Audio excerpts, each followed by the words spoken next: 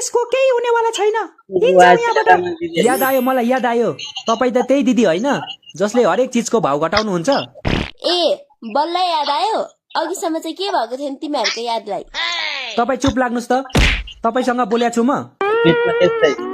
दिदी तपाईँ महान हुनुहुन्छ दिदी, महान। तपाईँ जस्तो समाज सेवक मैले आजसम्म देखेको थिइनँ। तपाईले यत्रो सामानको भाउ घटाइदिनु भयो। यो भाइको लागि पनि एउटा चिजको भाउ घटाइदिनु न दिदी प्लिज। चिन्ता नगर, जबसम्म यो आचिता दिदी छ तबसम्म कोही महँगीको शिकार हुने छैन। भन के चिजको प्राइस घटाउनु पर्यो मैले? चुरोट दिदी, चुरोट। चुरोट महँगो भएर बाँच्नै गाह्रो भएको छ दिदी। प्लिज दिदी जसरी भयो नि यो चुरोटको भाउ घटाइदिनु न भाइको लागि। हो दिदी हो, घटाइदिनु पर्यो। चुरोट महँगो भएर किडनी बेच्ने अवस्था आइसक्यो हाम्रो। प्लिज दिदी घटाइदिनु पर्यो। बरु म अबदेखि बाहिर मुद्दिन, टोइलेटमा मात्र मुद्छु। तपाईँको कसम। म त झन् टोइलेटमा पनि मुद्दिन, जीवनभरि यसरी नै थामेर बस्छु।